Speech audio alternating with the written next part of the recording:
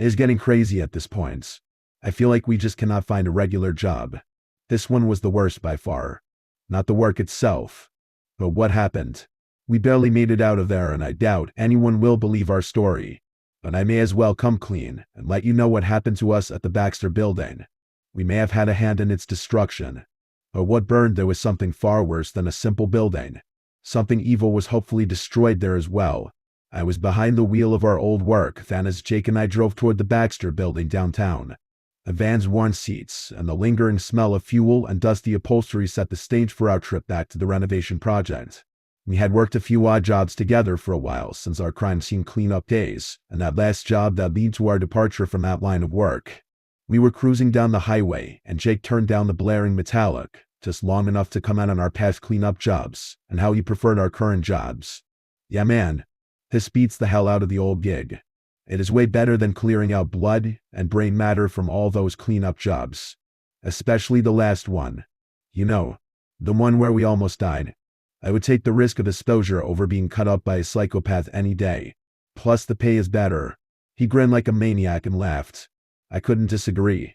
The contractor we were working with now had been very reliable, and even though we stayed busy and the days were hard, at least cleaning up old buildings and doing renovation beat all the terrible things we saw in our old line of work. He always teased me about my overly serious recounting of the incident, but we did almost die. Amid the banter, our conversation moved between memories of bizarre mishaps and the practical realities of our new renovation gig. We put the past aside as we pulled up to the job site and parked the van. Jake got out and started grabbing some of the equipment we were supposed to bring with us. I went to help, but my eyes were immediately drawn to the Baxter Building's crumbling facade, a grim reminder of a time long past.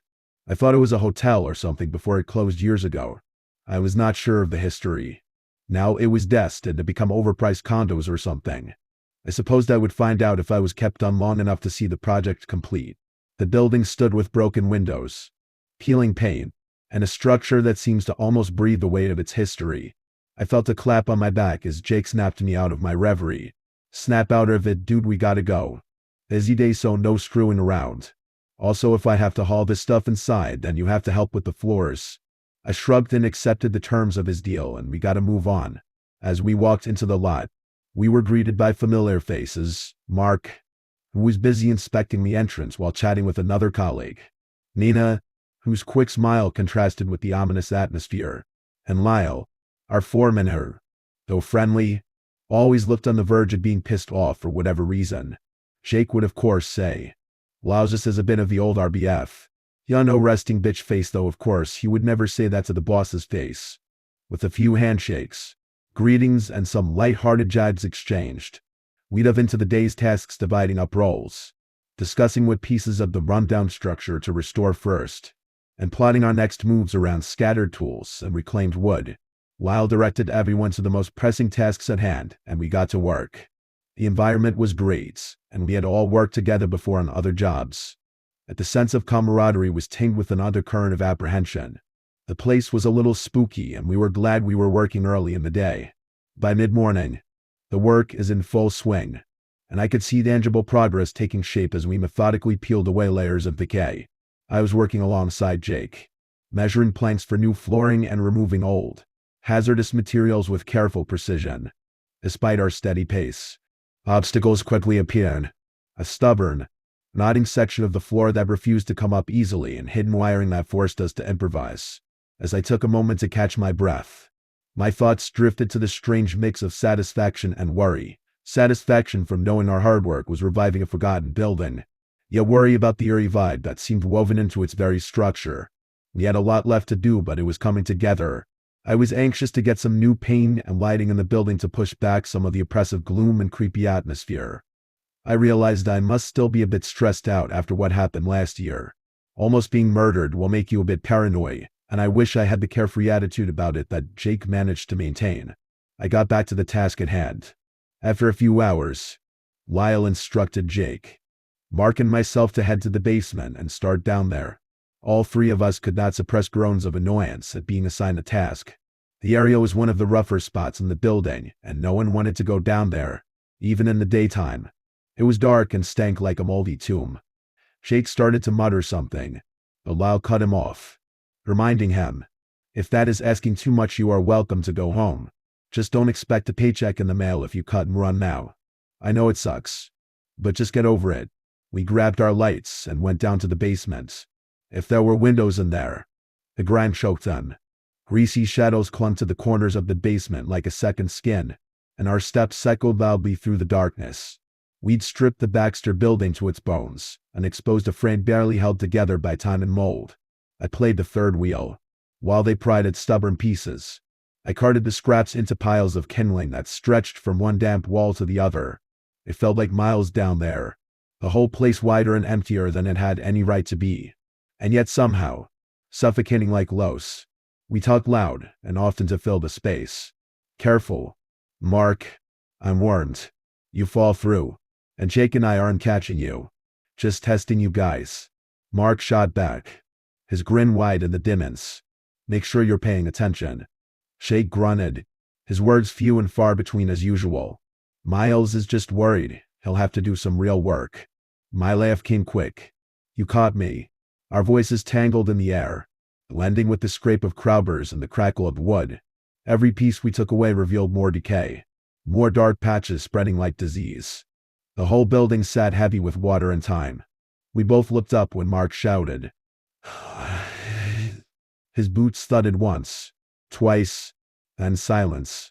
He stood on a soft patch, doing a wild jig to stay upright, and then there was a splintering crash. His arms went wide, and he disappeared, swallowed by the floor. It happened in a blink, but I felt it stretch and warp, a surreal moment as though caught underwater. Jake's arm was extended, futile and late, while I just stood and stared.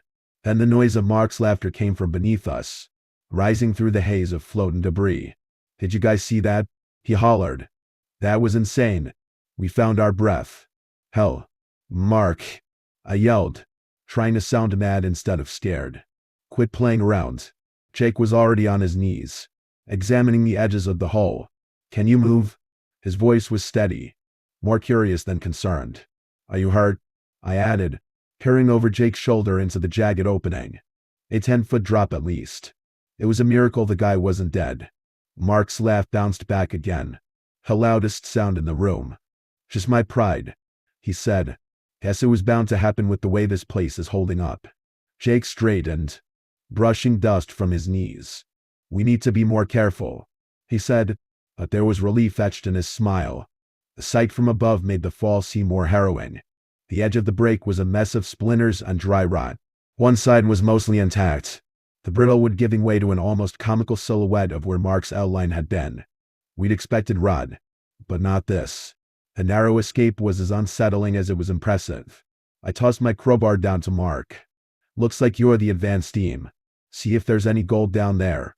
He caught it with ease, even in the bad light. "Roger that," he said, already setting to work. I could barely see his shape moving in the shadows, but his voice kept coming, loud and bright and full of life. "You should get down here," he shouted. "There's some weird stuff." The surprise in his tone carried up to us, laced with a kind of giddy triumph. I shared a look with Jake. He seemed torn between irritation and admiration for Mark's recklessness, but when we heard the hammering below, he gave a nod. We left the skeleton floor behind, careful not to tread too close to any other soft spots. With a mix of reluctance and curiosity, we made our way to join Mark in his strange discovery. There was a new energy in our steps, cautious but alive. Mark was right. It was bound to happen, just not the way we'd planned. What we saw when we descended was a man-made cave, but that didn't make it feel any less like a tomb. Stale and damp, the air lay heavy around us as Jake and I made our way down, stepping past layers of debris that clung to our boots like dead leaves in the fall. Our lights flickered, casting odd shadows against the walls. This was a different kind of forgotten. The entire space looked ancient, and Mark stood in the center of it, like the world's worst tour guide. "Thought you'd never get here," he said, sounding like he was in a park instead of the abyss.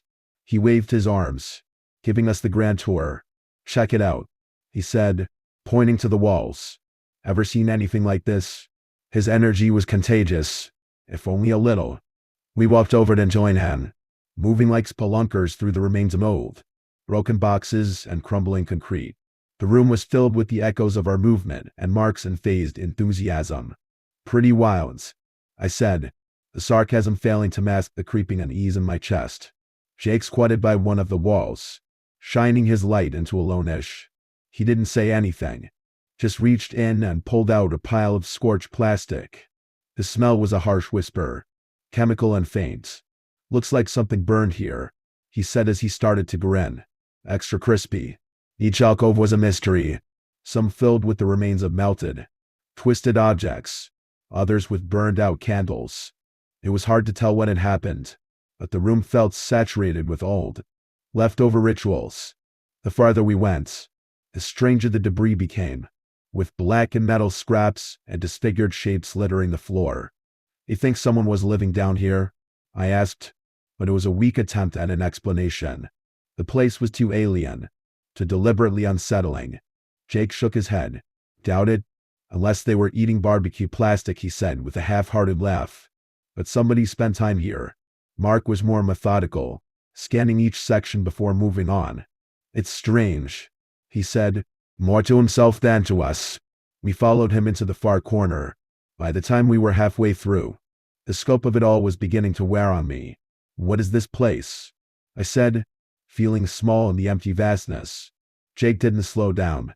Underground lair of some mad scientist, he guessed.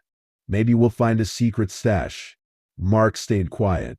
His eyes narrowed with focus as he picked through the endless clutter. Nothing in the labyrinth made sense. If anything, the further we went, the more questions piled up, heavier than the scraps we unearthed. We reached the far end. The space was more cluttered, the objects more deliberate. It was a shrine of junk, a museum of bizarre pieces left to rot in obscurity.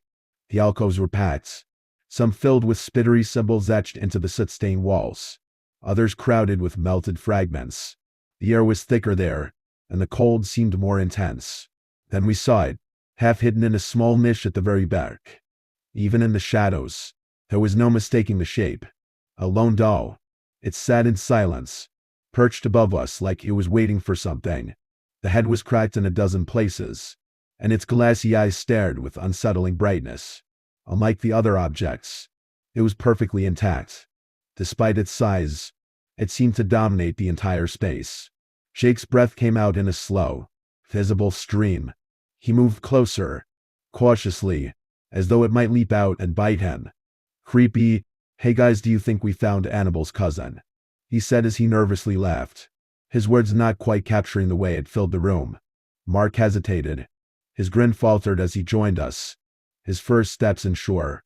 But he recovered, trying to laugh it off. Guess that's the prize, he said, though his voice was missing its usual bravado. None of us wanted to touch it. Even Mark kept his distance, the doll's uncanny presence enough to make him pause. It was worse than the decay and darkness. It was patient and aware, sitting in its own shadow like it had been there forever. We didn't need to say anything. We all felt it. The oppressive weight of it hung around us. Before I could say anything, Jake chimed in. W help? I'm out. Screw the creepy-ass haunted doll in a hidden cave under an old building. Let's go tell the others and see what Lyle wants to do with this crap. I agreed with Jake, and so did Mark. We all tried to find a good way back up. Unfortunately, the boards that bent revealing our way down in a semi-incline broke almost immediately when we tried to use them to pull ourselves up. To our dismay, we were stuck down there. Jake and I started calling for help, but we did not know if our voices would carry far enough so the others could hear. I tried to lift him up on my shoulders, but we still couldn't manage it. As we were trying to get out, Mark called us back. Hey guys, look at what I found. We moved back over to him and he was holding something. The paper was fragile. It almost crumbled at Mark's touch, the edges turning to dust as he unfolded it with careful hands. He held it out so we could all look at it, and what we saw was very disturbing. Some of the words were faded, others were smeared with dirt, but the way they strung together left me cold. A call for the broken head, childish and ominous in the same unsettling breath. Jake stood at Mark's elbow, a doll a footnote in the face of the new discovery. I stayed back, half fascinated, half afraid, until Mark's voice carried the lopsided drum across the room and straight through my bones. Check it out, he said, and there was something almost like wonder in his voice. I took a step closer, the hair on my arms prickling with an unnamed sense of alarm. The sub-basement was freezing, but the chill in my spine had nothing to do with the temperature. Mark read aloud, slow and steady as the words looped through the shadows. Broken head. Oh, broken head, why don't you play with me? Think of the fun that could be done, that you and I could see. Imagine chaos, broken eyes, and shadows we could claim. From the abyss, where nightmares dwell, your whispers speak our game. The broken head. It warps and twists. Its playmates, they ask why. The broken head still plays its games, intent to watch you die. And with your death, the final breath, the game is now complete. A broken head is yours instead too, and the game so neat. None of us spoke at first. We listened as the paper crumbled a little more with every word, and Mark's voice carved into the silence. A new game now. It's time to start. The scent is in the air. It's time to run. It's time to hide. The broken head is there.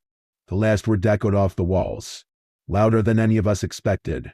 It stayed in the air, then sank into the ground, leaving us in a void that felt impossibly empty.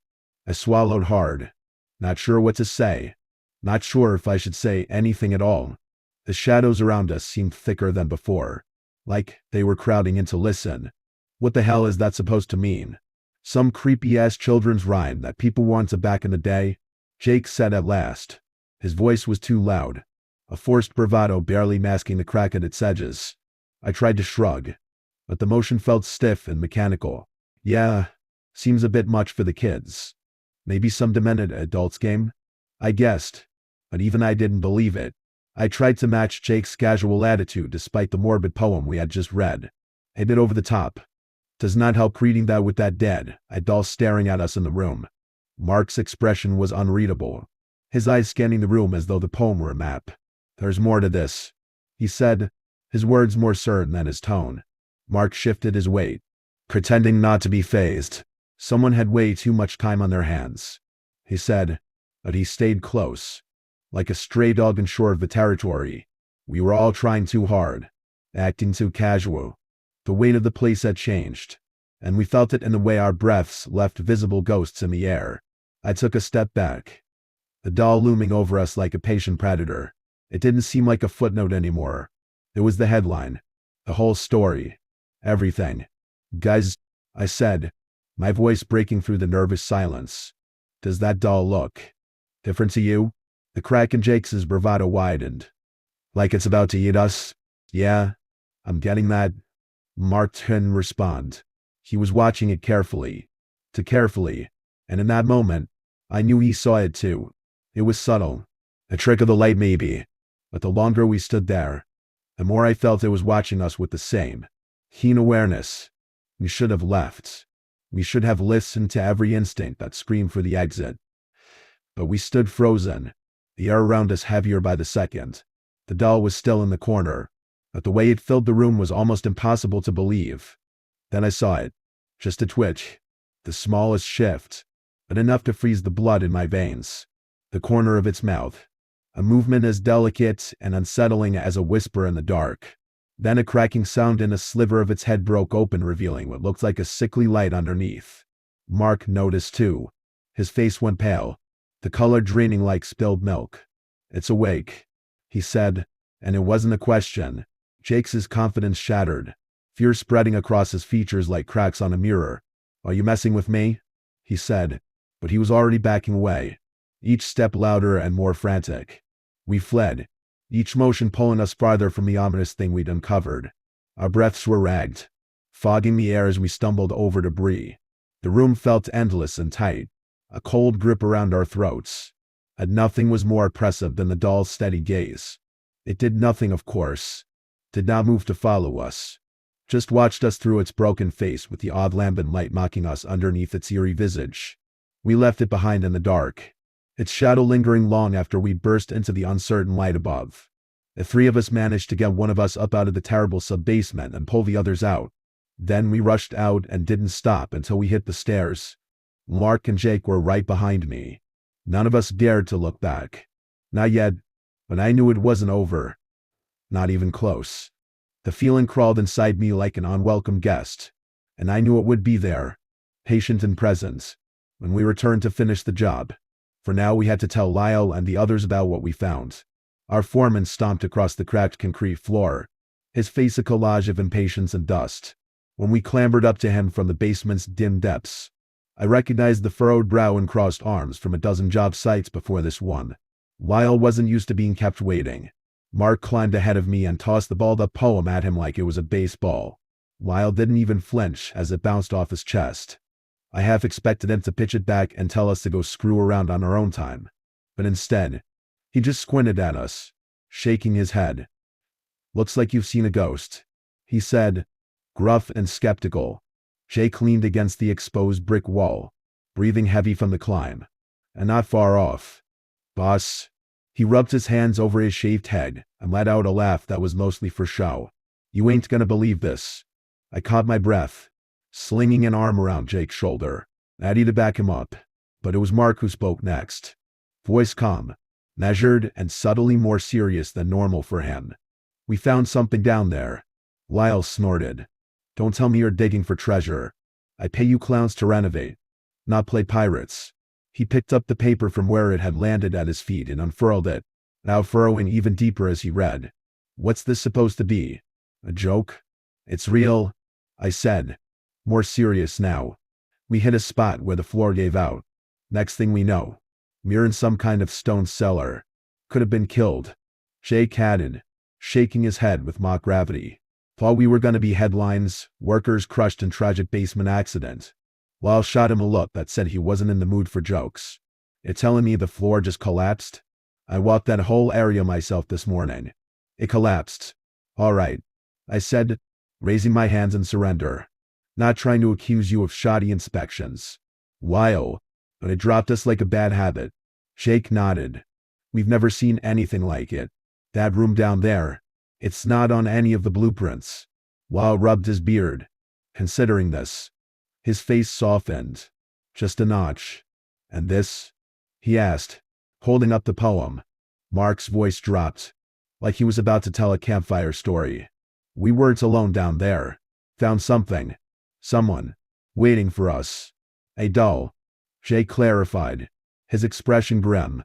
Lyle's eyebrows shot up in a mixture of disbelief and amusement. "Is screwing with me. Tell me you're screwing with me."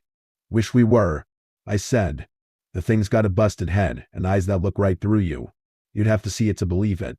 I glanced at Jake, wondering if maybe he had bought the prop as a prank. But his face was all business. As usual, Lyle tossed the poem back, shaking his head. "You don't have better things to do than come up with this shit?" He looked at each of us in turn, searching for a crack in our story. "Give us some credit," Jake said. "We know our limits. We only lie when it comes to most sick days and reasons we can't come into work." Mark leaned in, making it clear he wasn't joking at all. "This is serious. Lyle, there's something wrong in this place. You know as well as we can. Floors don't just drop out for no reason." Lyle stood there, frowning like he was calculating some impossible equation. Finally, he grunted and gestured toward the basement. "All right, show me. But if this is some kind of stunt, you're all out on your asses. You hear?" I tucked the poem back in my pocket. We grabbed the tools and gear we left scattered across the floor earlier. Jake rolled his eyes like he was being forced into child labor. "Didn't sign up for extra credit," he said.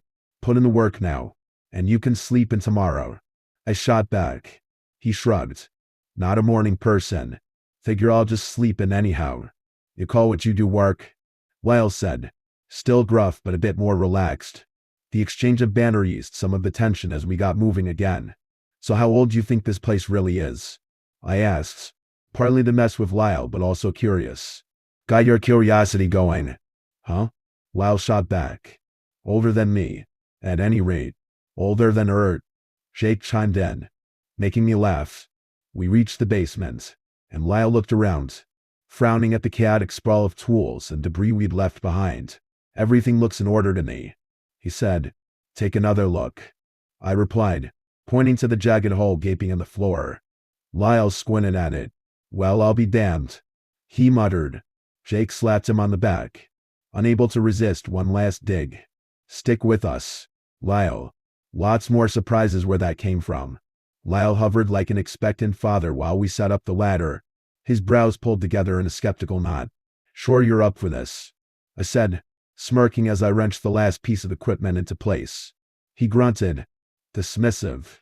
"Just hope it's not the bottom of my boot I find when I get down there." Jake slapped me on the back, already more upbeat than he should be after our last trip down.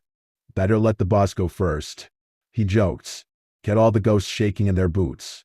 "Old or new?" Lyle said. "It's still a pile of bricks and rotting wood. Don't start twitting your pants on me." Mark steadied the ladder, but his face looked pained, like he had a headache or something. "You all right, Mark?" "What?" "Oh yeah, I'm fine. Just got a bit of a headache." "These fumes are not doing great for it either." He tried to smile and brush it off, but it seemed to be really bothering him.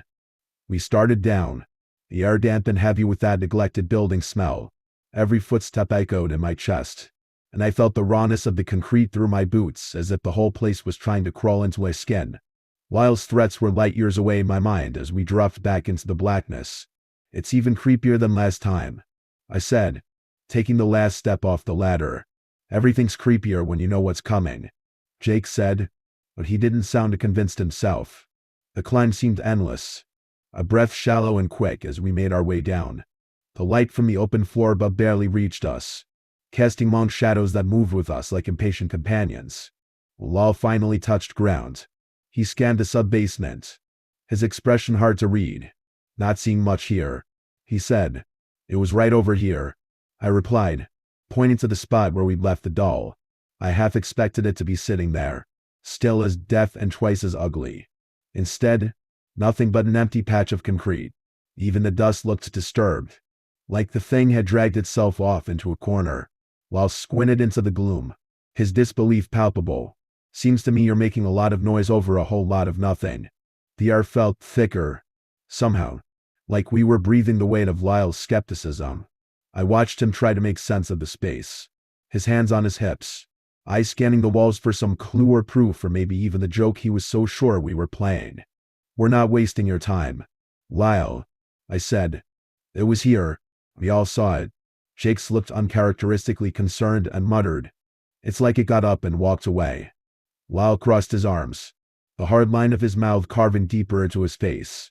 "It don't make sense," Mark said. "We wouldn't have dragged you down here just to mess with you, wouldn't you?" Lyle shot back, his voice loud enough to echo. I felt the same unease creeping over me that I did the first time we found the damn thing. The room seemed bigger without the doll, the emptiness stretching out in every direction. "You don't pay us to come up with stories," I said. "It was real." "Was," Lyle said. "Looks like it still is. Just in your heads." He turned his back and walked a few paces, letting the accusation hang there like old cobwebs. "Could be something supernatural," I ventured. "Creepier things have happened in creepy places." Lyle's jaw worked side to side, like he was trying to chew through this latest load of bull. "Do I look like an idiot to you? You brought me down here for a show and forgot the main attraction." Jake shuffled around like he was trying to find a new angle, looking behind beams and around columns. "Was here. Damn thing was here."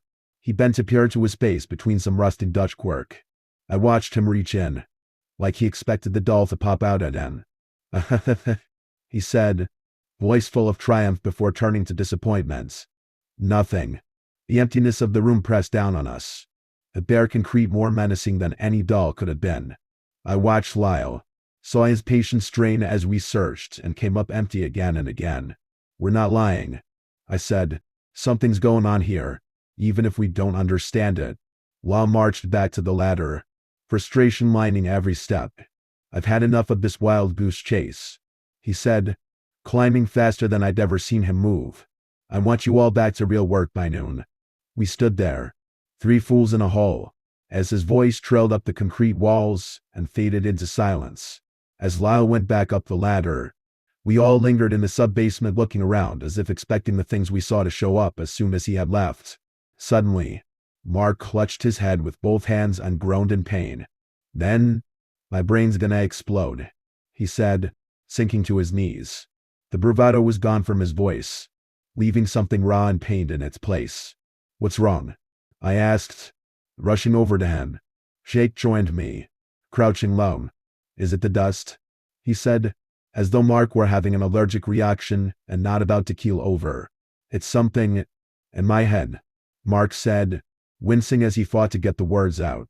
Messing with me. Break. It wants to break. It says I am it. Lyle was on the ladder, almost back to the top. He must have heard Mark, because he called back down to us. What's he on about now? He said, his voice sharper than it needed to be. Mark's face was a mask of sweat and pain, and the vein in his forehead stood out like it was about to burst. Feels like it's cracking open, he said. His voice broke, and I could hear real fear in it now. We need to get him out of here, I said, looking from Jake to Lyle and back again. Lyle came back down and was next to us, breathing heavily from the short run across the room. Let's go, he said, urgency creeping in. They grabbed Mark under the arms, trying to lift him, but he slipped through their hands and hit the floor hard. His whole body tensed, and he shook like he was being electrocuted. Seizure, I yelled. He's having a seizure. Hold him steady, Jake said. Don't let him hurt himself. He was all business. Even now, and I could hear the tremor in his voice. Mark convulsed in their grip, his muscles rigid as steel. I dropped down and cradled his head in my hands, feeling the slickness of his sweat, the awful heat radiating off him. Lyle tried to help, his gruffness replaced by frantic energy. Don't just sit there, he barked, more out of desperation than anger. We need to move him. I felt my stomach twist as I watched Mark thrash and jerk. It was like he was being puppeteered by something inside him, something we couldn't see. Then, as quickly as it started, it stopped. Mark went limp, his head lolling to the side, eyes half open and vacant. Jake looked at me, a question in his eyes. I had no answers for him, only the hollow pit of dread that had settled in my gut.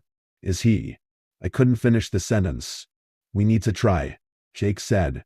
Get him to a hospital. Now. Lyle pulled at Mark's arms again. This time, there was no resistance. The absence of struggle was worse than the convulsions. He hauled him to the ladder, his feet dragging on the ground, his head bobbing as though detached. Every second was an eternity, the silence louder than any of Mark's screams had been. And then he twitched. Once. Twice. He's coming to him, I said. Relief and fear tangled in my throat. Mark's body jerked upright, rigid again but different this time. His face contorted, then stilled, his mouth stretched wide, soundless and empty. Something split. A crack ran through the side of his head, opening like a wound, and a sickly light poured out. He stumbled back, the three of us, falling over ourselves to get away. Jesus, Lyle said, his voice strangled. Mark stayed there, perched like a broken marionette, that awful light leaking from him in unnatural bursts. What the actual hell? Jake screamed. We stood frozen, helpless and horrified, as Mark's body spazzed again. He looked dead, and yet he moved in ways that no living thing should move. Then he was still, and for a heartbeat I thought it was over, until he turned toward us. His limbs jerked into action, mechanical and precise. His head flopped to one side, the light still spilling out like the eye of a monster. The splitting, tearing sound was awful as he twitched spasmodically, and the worst part was the breaking and shifting of his skull, and pieces came apart and rearranged themselves. He took a step, then another. Mark, I said, a pitiful plea. I barely recognized my own voice. He didn't answer, didn't even look like he heard me. Lyle and Jake stood dumbfounded, rooted to the spot. I grabbed Jake's arm, pulling him back. We gotta go, I said.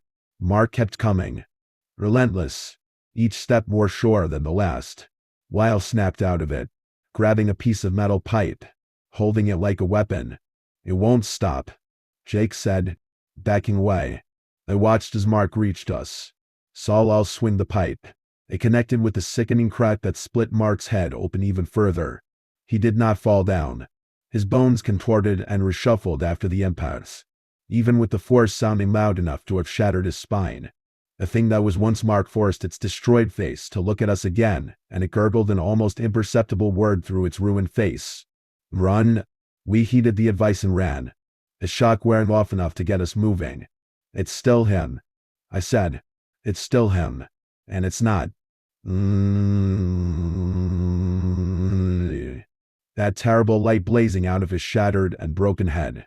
We reached the ladder, and I almost thought we'd make it, but a wall of debris had formed in front of us, blocking the exit, an impossible mass of twisted metal, plastic and what appeared to be doll heads. And worse, what looked like fragments of real skulls, cracked and hollow like the doll heads we'd found. We were trapped with a thing that wore Mark's skin. Keep moving, Lyle yelled, his voice cracking. But it was useless, and we knew it. Mark's voice rattled the air with a brittle edge, sharp and jagged like the wind through broken glass. It seemed to come from everywhere at once, shrill and echoing in the tight confines of the sub-basements. The words were unintelligible but held a terrible urgency. The more we tried to listen, the more it filled our heads, pressing in until we thought our own skulls might split. Jake pulled me toward the darkened corridors at the far side of the room, stumbling and gasping, the sound of Mark's pursuit always close behind. His footsteps were deliberate and steady, gaining on us with a patience that only increased our panic. This way, Lyle yelled, as much a command as it was a plea. He led us through the maze of old pipes and low-hanging beams, his long strides keeping pace just ahead of Jake and me. A path wound back toward the stairs, an open expanse that would leave us exposed. We hesitated, and that split second cost us. Mark rounded the corner, sudden and implacable.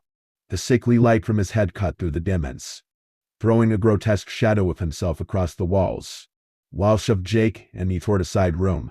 Go, he said, the words ripped from his throat with desperate urgency. Spinning to see Mark bear down on him. Lyle, let's go. Watch out, Jake cried, his voice raw and filled with the helplessness I felt gnawing at me. And Lyle didn't flinch. He raised the metal pipe in one last defiant swing. Mark took the hit with a grotesque jerk of his shoulders, but it didn't stop him. He reached Lyle in 3 long strides, arms moving with that same puppet-like speed, grasping, pulling, and then Lyle screamed, a sound so full of agony and defiance that it froze me in place. Mark had him by the neck, forcing him to his knees. The crack came next, sharp and dreadful, the same sound that had come from Mark only minutes before. I watched in horror as Lyle's head split open, the light exploding outward like a grotesque birth. It radiated through the space, blinding us with its unnatural brilliance. That creature that had once been Mark gurgled something out loud that sounded like, "You are it." The scream ended abruptly. Lyle went limp, collapsing to the ground, the glow from his head casting an eerie halo around his body. "Run," Jake said, a single word a shattered whisper in the oppressive silence.